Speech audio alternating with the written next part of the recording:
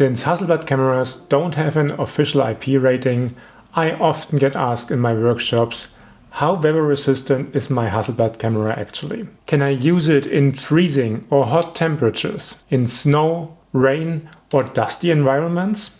After 5 years of shooting with both the X2D and the X2D Mark II in all kinds of real-world conditions, from snowy mountains to hot Mediterranean climates, here's my honest verdict. And if you've ever tried photographing in winter without losing all feeling in your fingers, stick around until the end for a chance to win a pair of my favorite gloves, designed specifically for us photographers. As we put the camera's durability to the test in extreme weather conditions, I'm taking you along on a full day of shooting in snowy Bavaria. For my long-term project on wind turbines, I wait all year for this kind of scenery. Those minimalist landscapes that only appear after fresh snowfall. It always reminds me of Michael Kenner's Snow-Covered Worlds in Hokkaido. So let's hit the road and head out to the next adventure. When it comes to weather resistance, I like to break this video down into 5 key areas: battery life, sensor dust, build quality, temperature shutdowns, and water resistance. Before I even start shooting, I always make sure my camera bag stays in front of the car, not in the trunk, just to keep things warm. And the batteries? I tuck them into the inside pocket of my jacket, so they stay protected from the cold. Today we are out in -10 degrees Celsius. That's about 14 degrees Fahrenheit, and temperatures like that definitely affect battery life. During this shoot I took around 180 photos in 2 hours and used up about 80% of one battery. That's why I always bring 2 spare batteries for a full day in the cold. So far that's always been plenty. What's great is that with the dual charger and the USB charging port on the X2D, I can recharge all 3 batteries overnight. No problem. Just a heads up, high heat and bright light outside, especially when you're using the screen a lot, can also drain your battery faster. Now, photographically speaking, the day started off surprisingly strong. Before I even made it to the wind farm I had planned to shoot, I passed by an amazing substation. There were everything, from small, low voltage concrete poles to huge, high voltage transmission towers. All packed into one spot. Which was perfect, because walking through knee-deep snow isn't exactly fast. The snow really helps simplify the landscape, but I still took time to choose my angles carefully, making sure the main subject stood cleanly against the background, with maybe just a tree line for scale. What helped most in this situation? The XCD-90V. Honestly, I never expected it to become my favorite lens for landscapes. But if you're going for that minimalist look, it's just perfect. Let me know in the comments if you'd like a full video on that lens. Speaking of lenses, that brings us right to the second category, sensor dust. Coming from Canon, I had to completely change the way I think about this. In over 10 years, I had my Canon sensors professionally cleaned maybe 3 times. Why? Because the shutter automatically closes when you power off the camera, so the sensor is well protected. Plus, every time you turn the camera on, there's a quick sensor vibration through the IBIS that helps shake off any dust. You don't get that with Hasselblad. So now I make it a habit to use a blower on the sensor after every shoot. Especially after swapping lenses outdoors a lot. Still, after just a few lens changes, you'll start seeing tiny dust spots on your images, particularly when you're shooting minimalist scenes at higher apertures. Since the leaf shutter is built into the lens and there's no anti-dust shake mechanism in the body, what's the best strategy? Honestly, minimize lens changes. You might be able to use one camera body per focal length. Or go with a zoom like the new XCD 35-100 E-lens. In dusty environments like beaches or deserts, just be extra careful. Even during this shoot, with just 2 lens swaps, I ended up with visible dust. It became really obvious when photographing the wind turbines against a clear sky. High contrast edits and flat backgrounds make those little spots stand out even more. What I like to do in Lightroom is create a separate mask and lower the exposure by about 2 stops. That way, the dust is much easier to spot and clean using the remove tool. Works like a charm. So, how about the overall build quality of Hasselblad bodies? Honestly, I've got 0 complaints here. I'm not exactly gentle with my gear. My camera is a tool, not a collector's item. And that's how I treat it. So yeah, my X2D Mark II already shows some signs of wear. You'll mostly see it around the plastic external parts, like the EVF mount, the base of the battery, or the port covers. And on my original X2D, the paint has started rubbing off, especially along the sharper edges of the body. None of this affects the camera's performance though. Even in sub-zero temperatures, it still feels great in the hand. The all-metal body and lenses don't get uncomfortably cold, though I always wear a lightweight glove like the Vallerret Senya liner for winter shoots. These gloves give me extra grip and still let me control the touchscreen thanks to the special fingertip design. But to be honest, I'm a bit of a wimp when it comes to the cold, so I layered the Senya mitts over the liners and threw a heat pack in each mitten.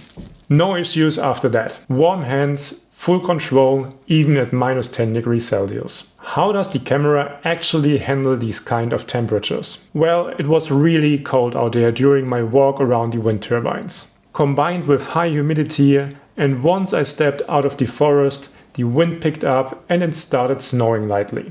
But the X2D didn't care.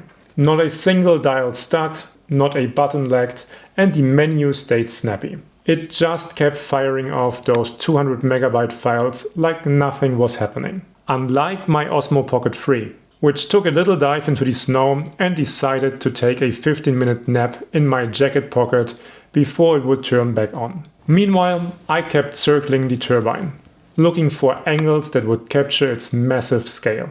I framed tight crops of the mast and tried placing it in context, next to trees, fences, or other familiar elements. And every time I photograph these towers, I'm surprised I still managed to find a new perspective on them. Some fresh angle to document the same structure over and over again. Wind turbines have become a defining feature of our cultural landscapes, and I find it fascinating to integrate this new element into my minimalist compositions. Now back to the camera's temperature sensitivity. To be honest, I'm actually more concerned about heat than cold with the X2D. During my summer workshops in Spain, it's not unusual to hit 35 degrees Celsius or about 100 degrees Fahrenheit. The camera body definitely heats up in that kind of weather. It's not burning hot, but warm enough that I tend to tuck it into my bag when I'm not shooting, just to avoid direct sun exposure. I think the large EVF and screen combined with the compact build might contribute to this heat build-up. To be clear, it's never shut down on me, but I also wouldn't leave it baking in the sun all day. If you'd like to join me under the Spanish sun for one of my workshops, check out the link in the video description. I send out dates via my newsletter, and there might still be a last-minute spot opening up in 2026. And while you're here, if this video has been helpful so far, I'd really appreciate a quick like and subscribe. Thank you so much. Toward the end of my hike, it started snowing lightly, and that's absolutely no problem for the camera. As long as the temperature stays below freezing, you can just brush the snow off. I often shoot in foggy conditions too, and I've never had any issues when changing lenses or operating the camera in that kind of humidity. That said, I would definitely be more cautious when it comes to direct contact with water. Unlike some other brands, Hasselblad's cameras don't come with an official IP rating. So no, I wouldn't take mine out in a downpour, and definitely not into salt water. I've heard that pro bodies like the Canon 1D series or the new R1 can handle heavy rain or even a short fall in the ocean just fine. But with my X2D, I'd better take a good umbrella instead. A bit of drizzle though, that's fine. But once it gets heavier, I usually bring out a rain cover anyway, mostly to protect the lens from getting smeared. Honestly, it's never limited me in real-world use. I shoot at the beach with waves crashing nearby or on the mountains in light rain. At the very end of the day, I had an unexpected but really pleasant chat with a hunter I ran into out in the forest. He was happy to let me take a portrait of him with his dog that was very old and didn't have a lot of days left in his life. The X2D 38V lens really shined here. That 2.5 aperture gave me crisp detail in every beard hair with a beautiful smooth fall off in the background. After that cold photo walk, I was seriously looking forward to a hot chai and a quiet drive home. But unfortunately, my front-wheel drive car had other plans. It kept getting stuck on the snowy hill and I wasn't going anywhere. Luckily, the hunter came back from his walk, this time with a friend, and together they pulled me up the hill.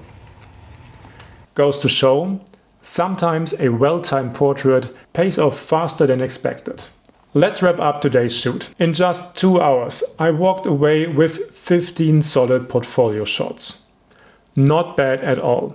When the conditions are right and your gear performs reliably, there's nothing standing between you and a great image. And yes, you can rely on your Hasselblad. It's a loyal companion in every environment where I feel comfortable working. In moderate to heavy rain, I definitely recommend using an umbrella though. In dusty conditions, avoid changing lenses too much. And in extreme heat, don't leave your camera baking in the sun for too long. But honestly, that's true for any camera system I've ever used. So, one question remains. How do you protect yourself in the cold? My personal go-to: photography gloves from Vallerret. This video isn't sponsored. I just truly love the thoughtful design and clever features built into these gloves. Magnetic flip back fingers, touchscreen ready tips, secure grip, stash pockets for SD cards and lens cloths, and solid protection from wind, water and freezing temps. That's why I've proudly been a Vallerret ambassador for years now. And today, Vallerret is giving away a pair of gloves. Your choice. To enter, just like the video, subscribe to my channel and answer 2 quick questions in the comments. First, what's the name of the thin baseliner glove I wore during this shoot? And second, which pair of gloves from Vallerret's website would you like to win? Drop your answers in the comments now. Good luck and warm hands on your next winter shoot. Until then, have fun shooting.